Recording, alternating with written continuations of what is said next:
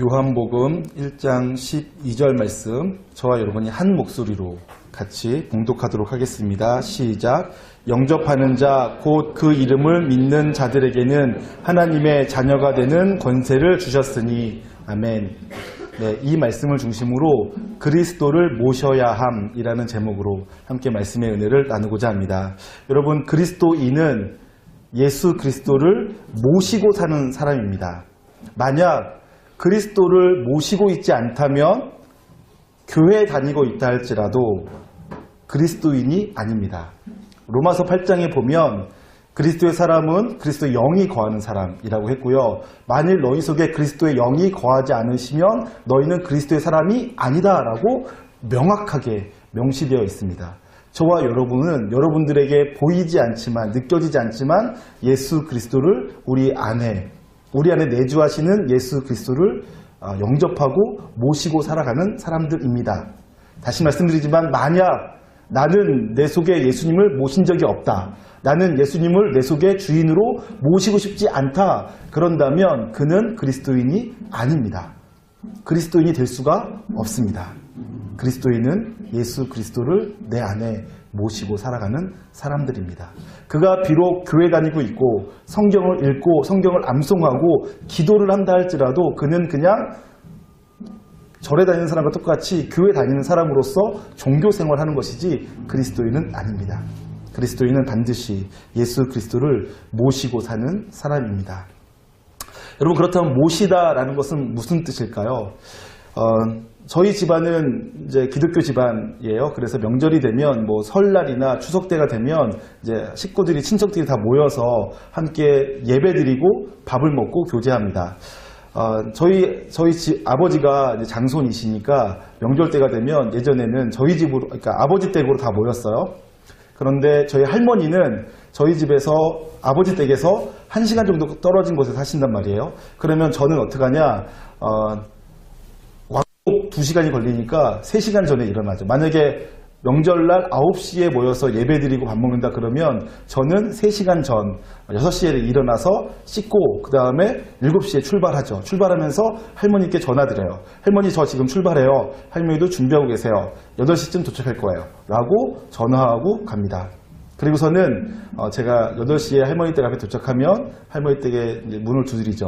그럼 우리 할머니가 꽃단장 하고 계세요. 그럼 제가 할머니 하고 들어가면 할머니가 저를 보고 제가 마치 우리 형주이를 안아주는 것처럼 할머니가 저를 이렇게 꼭 안아주세요. 그리고 여러분들 상상이 안 가겠지만 저희 할머니가 제 볼을 이렇게 쓰다듬으면서 어이구 내 새끼 하십니다. 그래서는 우리 조목사 잘 지내지 하고 인사해 주시며 하시면 이렇게 제가 할머니 껴안고 그 다음에 할머니 짐과 가방을 제가 들고 차로 모셔서 할머니가 제 운동석에 타시죠.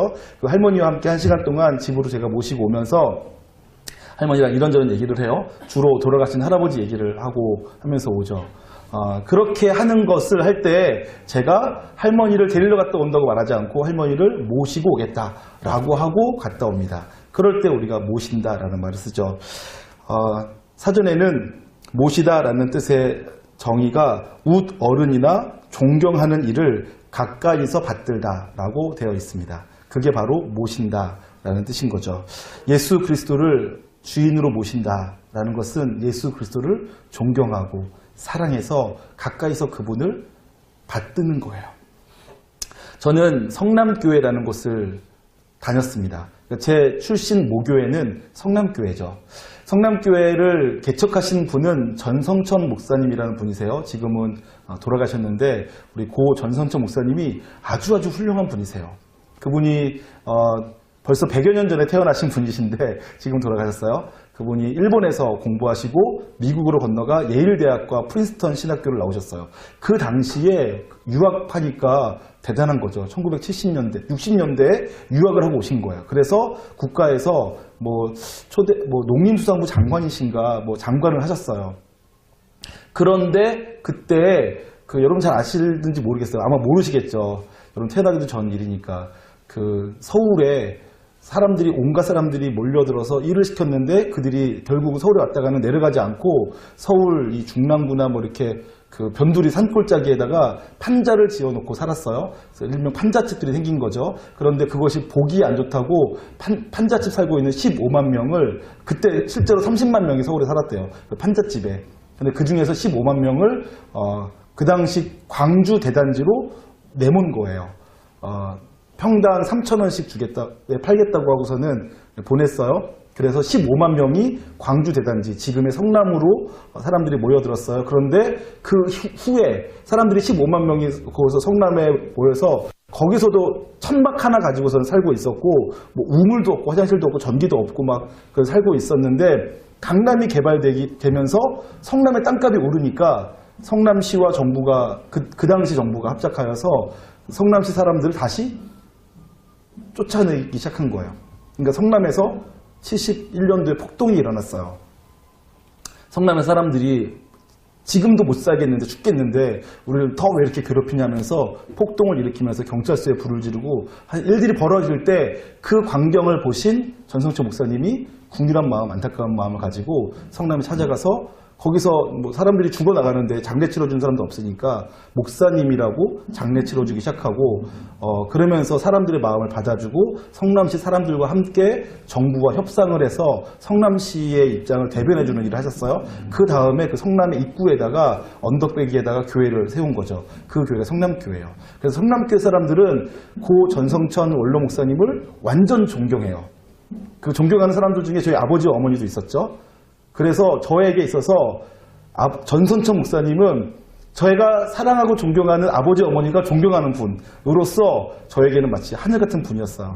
그분이 제가 20살 넘었을 때 벌써 은퇴하셨는데 어느 날 무슨 일이었는지 모르겠는데 그분이 아마 오후 예배에 말씀 전하러 오실 일이 있으셨나 봐요. 그래서 제가 모시러 가게 된 거예요. 제가 그때 완전 긴장했어요. 그분을 모시러 가는데 제가 이미 설명한 것처럼 저에게는 그 당시 저에게 20대 초반의 저에게는 그분은 너무나 높은 분이었어요. 대통령보다 더 높게 느껴지는 것 같았어요. 그분 집에 가가지고는 조심스럽게 문 두드릴 때도요, 누가 보지도 않는데 조심스럽게 이렇게 두드리고요. 그다음에 그분 뵙고서는 뭐 거의 90도로 인사하고 그분을 차로 모시고 가방 들어드리고 차 문 열어드리고 태워서 모시고 왔던 적이 있었어요. 모신다, 그런 뜻이죠. 우리가 예수 그리스도를 모신다 라고 할 때 저와 여러분이 예수 그리스도를 정말로 사랑하고 그분이 내게 어떤 분이신 줄을 알아서 그분에게 내가 드릴 수 있는 최고의 존경, 최고의 대우를 해드리며 예수 그리스도를 모실 수 있으면 좋을 것 같습니다. 여러분, 왜 예수 그리스도를 우리가 모셔야 할까요? 두 가지, 당위가 있나, 또 혹은 그렇게 모셨을 때 어떤 특권이 있나 하는 걸 짧게 나누겠습니다. 우리가 왜 예수 그리스도를 모셔야 할까요? 당위가 있을까요? 네, 있죠. 예수 그리스도는 삼위일체 하나님으로서 예수 그리스도께서 하나님과 동일하게 이 세상 만물을 창조하신 창조주이십니다. 그리고 예수님은 하나님과 동일하게 우리를 통치하시는 통치자시죠. 뿐만 아니라 하나님의 창조를 받고 놀라운 복을 받았음에도 불구하고 하나님을 떠나 죄를 짓고 죽을 수밖에 없던 우리를 위해서 찾아와 구원하신 구원자세요. 그리고 그런 우리를 마음이 상해 있고 고통당하는 우리를 찾아와 위로하시는 위로자이시고 치료자이십니다. 뿐만 아니라 저와 여러분을 너무나 사랑하시는 분이시죠. 너무나 사랑하서 하늘 권세를 버리시고 이 땅에 찾아와 우리를 대신해 십자가를 지실 만큼 저와 여러분을 사랑해 주시는 분이세요. 그러니까 당연히 그분을 존경하고 그분에게 영광을 돌려드리며 그분이 내게 오신다면 내가 받들어 모시는 게 당연하고 마땅하다고 믿어집니다. 그런가 하면 혜택도 있어요. 그분을 모실 때 어떠한 혜택이 주어질까요? 성경에 보면 하나님의 자녀가 되는 권세를 주시겠다라고 말씀하십니다. 하나님의 자녀가 되는 권세, 다시 말하면 우리의 신분이 바뀐다는 얘기예요. 전에는 예수 그리스도를 모시기 전에는 우리는 죄의 종이었어요. 죄의 종. 죄가 우리를 끌고 가는 대로 살 수밖에 없고 죄가 시키는 대로 살 수밖에 없던 존재들이었단 말이에요. 아무도 인정하지 않겠지만 다 죄의 종들이었어요. 그랬는데 예수를 믿을 때 우리가 죄의 종이 아니라 하나님의 자녀의 권세를 받아 누리게 됩니다. 다시 말하면 우리의 정체성이 새롭게 형성된다는 얘기를 하는 것이죠. 그 부분을 조금만 더 설명하겠어요. 그 부분이 너무 중요하기 때문에. 여러분, 우리의 신분이 바뀌었다라는 것을 인식하는 건 너무너무너무 중요합니다. 우리의 정체성에 관련된 문제인데요. 먼저는 성경에 보면 우리가 사람이 선악과를 따먹을 때 그 선악과를 따먹었더니 눈이 밝아졌대요. 그래서 서로가 벗은 줄 알아서 부끄러워하고 자기 몸을 나뭇잎으로 가렸다라고 되어 있죠. 여러분, 선악과를 따먹으면 눈이 밝아져요. 그런데 그 눈이 밝아지는 것은 하나님께 대하여서 밝아지는 것, 영적인 눈이 밝아지는 것이 아니라 세상에 대해서 눈이 밝아지는 거예요. 세상에 대해서 눈이 밝아진다는 것이 제일 첫 번째 가져온 효과가 뭐였냐면 다른 사람의 수치를 보는 거였어요. 다른 사람의 부끄러움을 보는 거였죠. 그리고 나의 부끄러움을 인식하는 거였어요. 여러분, 성경에서 선악과를 따먹었을 때 밝아진 눈은 문제를 봐요. 부끄러움을 보고요. 잘못을 보죠. 그리고 나의 약함과 잘못을 보면서 수치스러워해서 서로 감추고 서로 부끄러워하고 숨을 수밖에 없게 만드는 그런 눈이었어요. 그것이 죄의 결과입니다. 그런데 신분이 변화되면, 하나님의 자녀가 되면 다시 새롭게 눈이 만들어져요. 새로운 눈이 열리게 되죠. 그것은 선악과로 인하여서 밝아졌던 눈은 닫혀지고, 다시 말하면 세상을 향해서 밝았던 눈은 점점 어두워지고 하나님을 향한 눈이 밝아지기 시작해요. 세계관이 바뀐다는 얘기입니다. 하나님 없이 이해하던 세계가 하나님과 함께 이해하는 세상으로 바뀌어지게 된다는 얘기죠. 그러면서 세계관이 바뀌는 것은 다시 말하면 우리의 생각이 바뀐다는 얘기고요. 생각이 바뀌면서 동시에 삶의 기준과 가치가 달라지게 되어 있습니다. 세상에서 말하는 기준대로 살아가지 않고요. 세상에서 말하는 옳다고 말하는 대로 살아가지 않고요.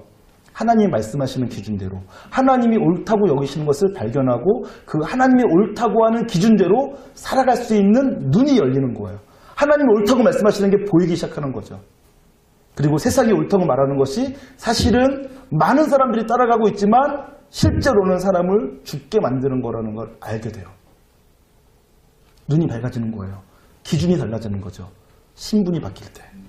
그러면서 삶의 기준, 가치관과 세계관과 자아상, 정체성이 달라지기 때문에 세상과는 구별되어진 삶을 살아가게 되어집니다. 결국은 그래서 우리가 거룩한 삶이 시작되어지고 완성되어지기 시작하는 거죠. 그 모든 것들이 다 신분의 변화로부터 시작되어집니다. 내 신분이 세상 사람들이 말하는 그 신분이 아니라 하나님의 자녀로서의 새로운 신분이 주어졌구나라는 걸 깨닫기 시작하는 순간부터 눈이 열려지며 세계관, 가치관, 자아상이 바뀌는, 삶의 기준이 바뀌는 그런 놀라운 역사가 일어나며 나의 정체성이 새로워지게 되는 것입니다. 저는 그것을 설명하기 위한 성경에 수많은 내용들이 있는데 오늘 여러분에게는 다니엘 이야기를 소개해드리고 싶어요. 여러분 잘 아시겠는데 다니엘이라는 사람이 있었어요. 그가 남유다의 왕족 출신이었어요. 그리고 아주 잘생기고 똑똑한 사람이었습니다. 공부를 아주 잘했어요. 물론 신앙도 좋았던 것 같아요. 그 사람이 바벨론에 의해서 남유다가 멸망당하자 끌려갔어요. 그래서 바벨론에서 공부하게 된 거죠. 그런데 그가 아직 소년에 불과했는데 여러 나라에서 잡혀온 사람들과 함께 왕 앞에 서기 위해, 왕궁에 서기 위해서 훈련받는 기간 동안에 그가 이렇게 말했대요. 나는 하나님께 내 뜻을 정하여서 왕의 진미를 거절하겠다라고 뜻을 정한 거예요. 그래서는 자기들을 관리하고 있는 환관장에게 가서 제가 왕의 진미를 먹지 않겠습니다라고 말을 하게 됩니다. 그랬더니 환관장이 다니엘에게 와가지고는 그러면 곤란하다. 내가 너희들을 잘 못 관리하면 왕 앞에서 내 목이 떨어진다. 그러지 않았으면 좋겠다. 이렇게 말하니까 다니엘이 그러면 몇 주간만 우리를 살펴보십시오. 내가 그 왕의 진미를 먹지 않고 이 푸성귀만 먹고도 더 잘 살 수 있습니다. 라는 것을 확인해 보시고 만약 몇 주 후에 내가 몸이 상하거나 혹은 내가 이 생활을 못 따라간다면 환관장이 시키는 대로 하겠습니다. 근데 만약 몇 주가 지나도 내가 아무런 문제가 없다면 왕의 진미를 먹지 않게 해주십시오. 라고 딜을 하죠. 그랬더니 환관장이 그 얘기를 수용해서 몇 주 동안 왕의 진미를 먹지 않았는데 오히려 그가 왕의 진미를 먹지 않는 동안 얼굴이 더 빛나게 되어지는 일들이 벌어집니다. 여러분 그 사건을 여러분들이 아시는 분은 아실 텐데 저는 거기서 일단 놀라는 게 이런 게 놀라는 거죠. 아직 소년에 불과했는데 그가 포로로 잡혀간 나라에서 어떻게 이런 발칙한 생각을 할 수 있었을까 하는 생각을 하게 되는 거예요. 도리어 거기 성경을 읽어보면 환관장이 그 왕궁의 대신이 도리어 나이 어린 소년 다니엘에게 쩔쩔매는 것 같은 인상을 받는다는 거죠. 저는 그것이 우리 정체성의 차이 때문이라고 생각해요. 다니엘이 갖고 있는 정체성이 있었어요. 자기가 하나님의 백성, 하나님의 사람이라는 정체성이 있는 거죠. 여러분, 정체성이 있을 때 우리는 주눅들지 않아요. 굉장히 중요하다라고 생각합니다.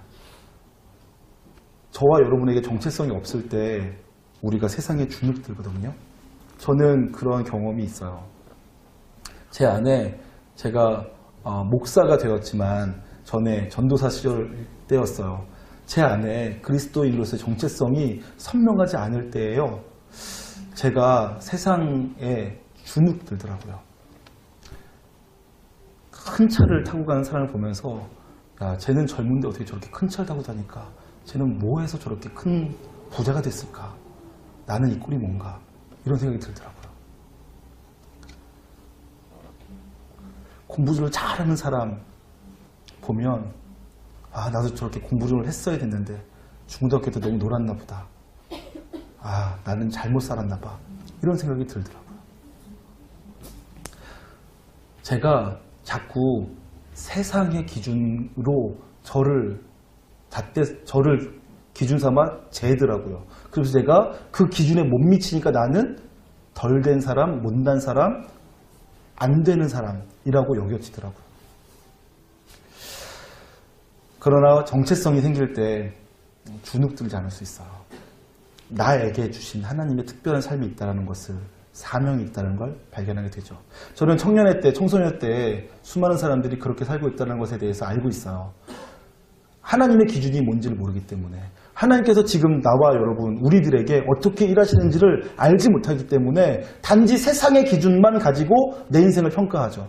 그래서 세상에서 말하는 대로 너는 왜 공부도 못하니 멍청한 녀석아, 너는 왜 그것밖에 안 되니, 왜 이렇게 게으르니, 이렇게 못났니, 이렇게 못생겼니, 이렇게 조그만하니, 그런 말을 듣고서는 내가 그들이 말하는 기준대로 살지 못하는 것 때문에 위축되고 주눅들고 나는 쓸모없나 봐, 나는 안 되나 봐, 이런 생각을 하고 산다는 거예요. 정체성이 형성되어 있지 않으면, 하나님께서 지금 나와 함께 하시며 내 삶을 어떻게 이끌어가고 계신지를 알지 못한다면 우리는 그런 말을 들을 때마다 위축되고 주눅들고 당당하지 못하고 그래서 끌려다니게 되어 있습니다. 그러나 나이와 상관없이 내가 누구인지를 안다면, 내가 하나님 앞에서 어떤 삶을 살고 있는지를 알고 있다면 다니엘처럼 환경과 여건과 상관없이 하나님께서 원하시는 삶을 살아갈 수가 있게 되어지고, 그래서 우리가 얼마든지 새로운 삶을 살 수 있다고 믿습니다. 그것이 예수 그리스도를 모시고 살아가는 사람에게 생겨지는 특권입니다. 혜택인 거죠. 신분의 변화를 통하여서 세상을 보는 새로운 눈이 생겨요. 세계관이 달라지고요. 가치관이 달라지고요. 자아상이 달라집니다. 정체성이 새로워지는 거예요. 그래서는 세상과는 다른 기준을 가지고 살아갈 수 있게 되어집니다.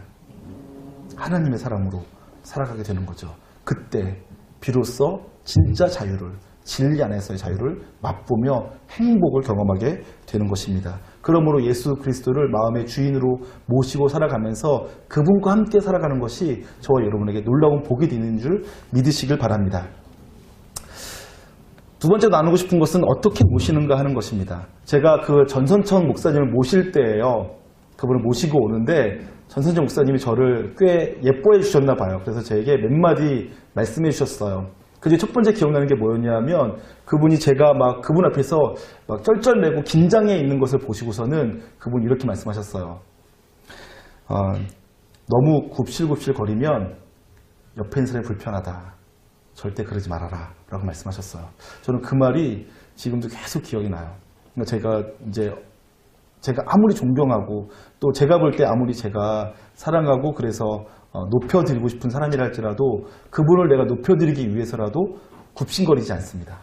너무 쩔쩔매지 않아요. 도리어 그분에게 아주 편하게 얘기하고 제가 다가가려고 했습니다.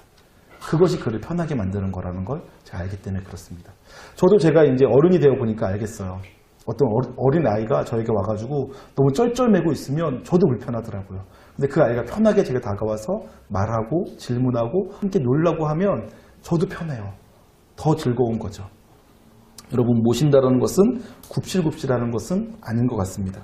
그런가 하면 이제 제가 그분을 오후 예배 강대상에 모시고 갈 때였나 봐요. 성남교회도 저희 교회랑 비슷한 구조로 강대산 쪽으로 이렇게 조그만한 좁은 복도가 계단이 있어요. 제가 그분을 어떻게 모시는 줄 몰라가지고 그 계단 앞에서 그분에게 먼저 가세요라고 한 거예요. 근데 그분이 저한테 제 어깨를 두드리면서 모시는 사람이 먼저 올라가는 거야 라고 말씀해 주셨어요. 그래서 제가 그때 알았어요. 아, 내가 이분을 모신다고 한다면 이런 길에서는 내가 앞서서 가는 거구나 라고 그때 배웠어요. 지금 제가 하려는 말은 모시고 싶은 마음이 있어도 모시는 방법에 있어서는 서투를 수 있다는 거예요. 성경에서는 우리가 예수님을 모실 때 어떻게 모시라고 할까요? 우리가 눈에 보이지도 않고 또 만져지지도 않고 또 지금 뭐가 부족함도 없으신 그 분을 내가 받들어 섬긴다, 모신다라고 할 때 어떻게 모실 수 있을까요? 오늘 말씀해 보니까 영접하는 자라고 되어 있죠. 영접한다는 것이 모신다는 뜻이에요. 예수님을 내 마음에 영접할 때, 예수님을 내가 모실 때 어떻게 하라고요? 영접하는 자, 곧 그 이름을 믿는 자. 그러니까 영접한다, 우리가 주님을 모신다라는 것은 그 이름을 믿는 것이 바로 그분을 모시는 거래요. 자, 그렇다면 그 이름을 믿는 것을 조금만 더 살펴볼 필요가 있겠죠. 여러분, 그 이름, 예수라는 그 이름의 뜻이 무엇일까요? 그 이름을 믿는다는 것은 무엇을 의미할까요? 예수, 그 이름의 뜻은 이런 뜻이죠. 자기 백성을 구원할 자라는 뜻을 갖고 있습니다. 예수님은 자기의 백성을 구원하시는 분이세요. 그 이름을 믿는 거예요. 예수님이 자기 백성을 구원하실 분이라는 것을 믿는 것, 그것이 바로 예수님을 모시는 거라는 거죠. 여러분, 이 말은 우리에게는 굉장히 특별한 말이고 좋은 말이에요. 예수님이 나를 구원할 자라는 걸 믿는다라는 거예요. 여러분, 인생은 굉장히 신비롭습니다. 하나님께서 어떤 한 사람에게 모든 것을 다 주지는 않으세요. 그게 진리예요. 절대로 한 사람에게 모든 것을 완벽하게 주지 않으십니다. 어떤 사람이라도 완벽한 인생은 없어요. 여러분 가운데 이런 생각 하신 분 계실 거예요. 거울을 보면서 내가 조금만 더 잘생겼으면 좋았겠다. 얼굴이 이게 뭔가. 하나님, 내 얼굴 만지다가 실수하셨나 보다. 뭐 이런 생각 하실 때가 있을 거예요. 그래서 내가 잘생겼으면 소원이었겠다. 이런 생각 하시는 분이 있을지도 모르겠어요. 일단 저는 아니에요. 저는 괜찮습니다. 이 정도 만족하고 살고 있습니다. 똑똑했으면 좋겠다. 나는 이렇게 멍청한가? 책을 읽어도 5분만 들어보면 다 까먹는가? 머리 좀 해도 정말 좋겠다. 똑똑했으면 소원이 없겠어. 공부 잘하면 얼마나 좋을까? 이런 생각 하시는 분이 계실지 모르겠어요. 돈이 좀 많으면 좋겠다. 돈 많으면 좀 마음껏 살겠는데 왜 이렇게 난 돈이 없을까? 왜 이렇게 나는 가난할까? 집안이 좀 좋으면 어떨까? 뭐 이런 생각 하실 수 있어요. 여러분, 하지만 그거 다 부질없습니다. 커보시면 알아요. 다 부질없어요. 그리고 모든 사람이 돈이 많을지라도, 혹은 키가 크고 잘생겼다 할지라도, 혹은 똑똑하다 할지라도 나름대로의 고통은 다 있습니다. 키도 크고 잘생겼고 돈도 많고 똑똑해요. 완벽한 것 같아요. 그래도 그에게 고통이 있습니다. 그 증거가 다니엘이에요. 그럼 다니엘서에 보면 다니엘 1장 4절 말씀에 다니엘에 대한 이런 설명이 있습니다. 곧 4절, 다니엘서 1장 4절에 곧 흠이 없고 용모가 아름다우며, 두 가지 소개했어요. 흠이 없대요. 벌써 우리랑은 차원이 다르죠. 저와 여러분은 흠이 없다 해서 벌써 땡이잖아요. 우리는 흠이 너무 많아요. 그리고 용모가 아름다우며, 벌써 이것도 이거는 좀 용모. 두 번째, 모든 지혜를 통찰하며, 모든 지혜를 통찰했대요. 지식에 통달하며. 벌써 기가 질리지 않아요, 다니엘? 지식에 통달했대요. 학문에 익숙하대요. 여태까지도 저는 절대 익숙해지지 않는 게 학문인데, 여러분, 제일 가기 싫은 때가 군대하고 고3 때 아니겠어요? 학문에 익숙해지지가 않아서 그런 거 아니겠습니까? 근데 다니엘은 익숙하대요. 5가지. 흠이 없고 용모가 아름답고 모든 지혜를 통찰하며 지식에 통달하며 학문에 익숙하며, 더군다나 여기에는 안 써있지만 신앙도 아주 좋았어요. 완벽하죠. 더군다나 여기에 안 나와 있지만 우리가 미루어 짐작할 수 있는데 다니엘은 왕족이에요. 유다의 왕족. 그러니까 완벽한 사람이죠. 딱 한 가지만 빼고요. 그렇게 완벽한 조건을 가지고 있었는데 부질없어요. 왜냐하면 그의 나라가 망했거든요. 그가 포로가 됐어요. 그래서 그는 포로 잡혀간 이후에 한 번도 성전에서 예배한 적이 없어요. 여러분 보세요. 하나님께서 한 사람에게 완벽한 삶을 허락한 적은 단 한 번도 없어요. 모두가 다 나름대로의 고통, 나름대로의 부족, 나름대로의 절망을 가지고 있습니다. 저 이러한 진리를 알고 있어요. 여러분 잘 들으세요. 기억하셔야 됩니다. 어머니가 신앙이 좋고 신앙이 좋은 권사님이고 아버지가 돈 잘 버는 장로님이세요. 그러면 아들이 오토바이를 탄대요. 무슨 말인지 이해 못 하시는군요. 어쨌든 그런 말이 있어요. 모든 게 다 좋을 것 같은데 그렇게 되는 경우가 없다는 얘기예요. 다시 말하면 모든 사람에게는 다 고통이 있어요. 그게 인생의 신비예요. 하나님께서 이 땅에서 어떤 사람에게 완벽한 삶을 주시려고 한다면 차라리 그를 천국에 데려가셨을 거예요. 천국에서 살라고. 하나님께서 이 땅에서 살게 하시는 것은요, 이 땅에서 나의 부족함을 알고 그 부족함 속에서 날 구원할 예수님을 만나라고 우리를 이 땅에 두시는 거예요.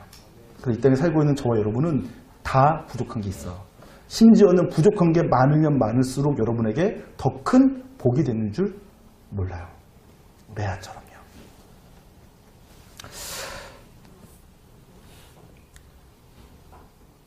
다니엘은 다 가진 것 같았지만 나라를 잃어버렸기 때문에 그는 하나님을 찾을 수밖에 없었고 그 속에서 하나님의 뜻을 발견하는 인생이 되었습니다. 여러분, 저와 여러분에게는 부족한 게 수없이 많이 있어요. 흠이 많은 사람들이죠. 연약하죠.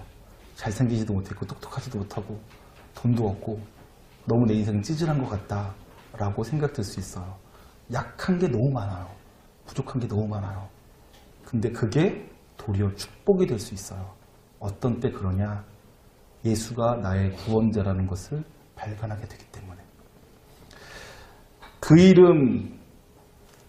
이름을 믿는 자라는 것은 이 나에게 연약한 나, 부족한 나, 고통 속에 있는 나에게 바라볼 수 있는 유일한 분이 예수라는 것을 믿는다라는 거예요. 그 이름을 믿는다라는 것이 그 뜻이라고요. 내 삶에 필요한 분은 예수님이다 라는 걸 믿는 것, 그것이 예수님을 모시는 거라고요. 내가 내 인생을 지금보다 조금 더 좋게 하려면 공부를 더 열심히 해 라고 생각하는 것이 아니라 내게는 먼저 예수님이 필요해. 내가 사람들에게 조금 더 인정받으려면, 사랑받으려면 성형수술을 3번만 더 하면 돼 라고 생각하는 것이 아니라 먼저는 예수님이 필요해 라고 믿는 것. 나의 구원자, 나를 구원하실 분, 나를 치료하실 분, 나를 위로하실 분, 내 삶을 새롭게 하실 분이 예수라는 걸 믿는 것, 그것이 바로 예수 그리스도를 모시는 삶이라. 이렇게 성경은 가르쳐주고 있는 것입니다. 영접하는 자, 곧 그 이름을 믿는 자들에게는 하나님의 자녀가 되는 권세를 주셨으니.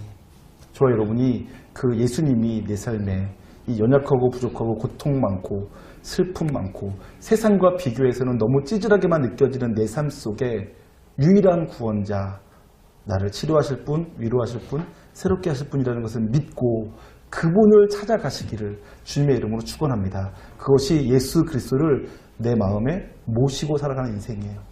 그래서 내가 누군가로부터 욕 먹을 때마다 예수님께 도와달라고, 내가 누군가로부터 상처받을 때마다 예수님께 도와달라고, 내가 아주 못된 성격 때문에 누군가에게 상처 줘놓고서는 상처 준 나 자신을 내가 이해하지 못해가지고는 방구석에 처박혀서 울고 있을 때 이 나를 옆에서 등 두드려 주실 분이 예수님인 줄 믿고 그분에게 가서 도움을 구하는 것. 그것이 예수님을 모시고 살아가는 거예요. 그 일을 위해서 예수님께서 이 땅에 찾아와 주시는 거죠. 우리를 살려주시려고, 우리를 치료해 주셔서 일으켜 주시려고. 저는 저와 여러분이 그 예수 그리스도를 잘 모시고 살아가며 예수님께서 원하시는 바 여러분의 삶이 치료되고 회복되었기를 소망합니다. 그리고 예수님께서는 여러분들이 지금보다 더 풍성한 생명을 누리길 원하세요. 훨씬 더 행복하게, 훨씬 더 기쁘게 살기를 원하시고요. 여러분의 삶에 있는 모든 문제들을 여러분들이 주님과 함께 하나하나 극복해 가며 주님과 함께하는 즐거움, 동행하는 즐거움을 누리길 원하세요. 저와 여러분이 그런 삶을 살아가실 수 있기를 주님의 이름으로 축원합니다. 함께 찬양하고 싶은 것이 있습니다. 나의 약함은 나의 자랑이요 라는 찬양이에요. 연초에 누군가 특송해서 알게 됐는데 이 찬양이 부르면 부를수록 너무 좋아요. 주님이 참 고마운 친구라는 거죠. 그런데 이 찬양 후반부에 나의 약함이 나의 자랑이래요. 나의 약함이 나의 자랑이 될 수 있는 것은 그 약할 때 나를 도와주시는 하나님, 예수님을 만날 수 있기 때문이고 그 주님의 도움을 받으며 살아갈 때 비로소 세상과는 다른 기준의 삶이 시작되는 걸 경험하기 때문에 그렇습니다. 함께 이 찬양 부르며 그 주님께 내 마음을 드리고 그러면 동시에 그 주님을 내 삶의 주인으로 모셔드릴 수 있기를 주님의 이름으로 축원합니다. 축도하겠습니다. 이제는 우리 주 예수 그리스도의 놀라우신 은혜와 하나님 아버지의 극진하신 사랑하심과 성령님의 감화, 감동, 교통하심의 역사가 이곳에 있는 모든 사람들의 심령 가운데 이제로부터 영원토록 함께 있을지어다. 아멘.